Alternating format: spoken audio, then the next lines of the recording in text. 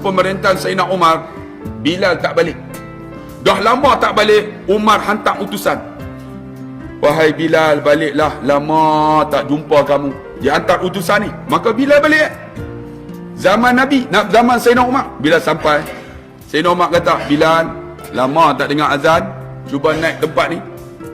Bilal kata apa? Aku bukan muazzin kamu, aku muazzin Rasulullah, aku tak nak. Tiba-tiba datang dua cucu Nabi, nama apa? Hasan dan Al-Hasan dan Al-Husain. Namanya bukan Hasan Husain, Al-Hasan dan Al-Husain. Al-Hasan ni duduk sebelah kanan, dia tarik baju Bilal. Pakcik Bilal, launglah azan, lama tak dengar. Al-Husain pegang. Ya Pakcik Bilal, launglah azan, lama tak dengar. Rupa-rupanya tuan-tuan, muka Sayyidina Hasan daripada atas sampai ke pusat, muka macam muka Nabi.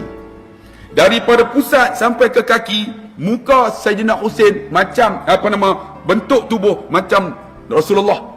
Jadi bila Al-Hasan ni pegang tarik, Bilal tengok-tengok, dia ingat macam Nabi suruh sebab muka sama.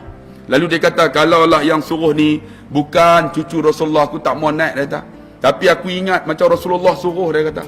Sebab muka sama. Maka Bilal pun naiklah. Bilal pun naiklah. Naik tempat tu. Saya pun klik tunjuk tempat yang sekarang ni Bilal Madinah azan. Ya, ni dia. Tengok. Kemudian saya kata, Bilal naik. Bila Bilal naik, Bilal azan macam mana? Kalau ikut sunnah tentang bukan tutup telinga. Ni dia letak je ni. Baru kita boleh main. Allahu Akbar, Allahu Akbar. Kalau tutup telinga, Allahu Akbar, haram tak dengar pun. Dia azan tak sedap pun. Dia tak dengar. Orang dengar, Allah teruknya. Dia berasa sedap dah. Allahu Akbar, Allahu Akbar. Tu sedap tak kira dah. Rupanya dia tak dengar. Bukan tutup telinga. Ni, tak ni. Betul ni. Allahu Akbar, Allahu Akbar. Sedap tak?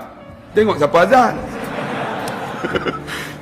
Jadi kan, dia pegang Allahu Akbar, Allahu Akbar.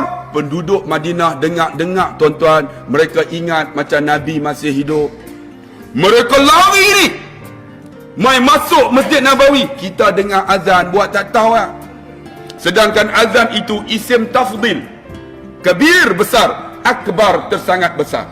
Allahu Akbar, Allah sangat besar. Tak ada besar dah. Kita duk basuh kereta lagi. Kereta besar, oi.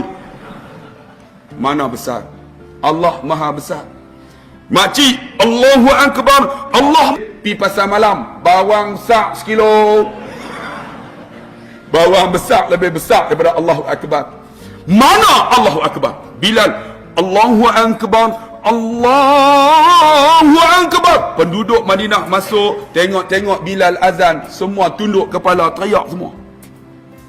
Depa ingat suasana macam Nabi duduk ni.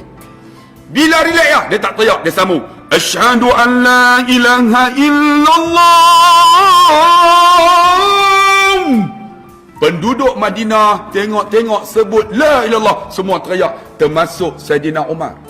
Sayyidina Umar lah paling teriak banyak. Dia ni jamin syurga tuan-tuan. Dia teriak sungguh, teriak. Bila teriak, bila tak teriak.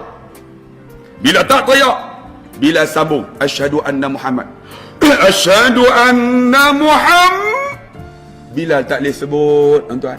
Tiba-tiba Bilal menggeletar, jatuh pingsan. Bila pingsan, Sayyidina Umar, ya Bilal, habiskan. Sayyidina Bilal jaga, dia pun asyhadu anna Muhammad. Tak boleh sebut, kemudian menggeletar, pingsan tuan-tuan. Bilal naik atas. Sayyidina Umar naik. Wahai Bilal, habiskan. Sayyidina Bilal kata apa? Macam mana aku nak habiskan wahai Umar ya Amir Mukminin? Ketika aku sebut la ilallah tak ada apa, dia kata. Tapi bila aku nak sebut Muhammad, aku nampak Sayyidina Rasulullah keluar daripada rumahnya, kemudian berjalan masuk dalam raudah. Aku nampak tubuh Sayyidina Rasulullah seperti mana menunggu untuk menjadi imam sembahyang kita semua. Macam mana aku nak sebut wahai Umar? Yang apa tu? Ya, apa? Allah. Itulah namanya hati tuan-tuan. Orang yang ada hati, bila sebut tentang Rasulullah, para sahabat, dia teriak. Sebab apa? Bila hati dia ni, mulut dia hebat, dia zikir kepada Allah, dia akan lembut hati ni.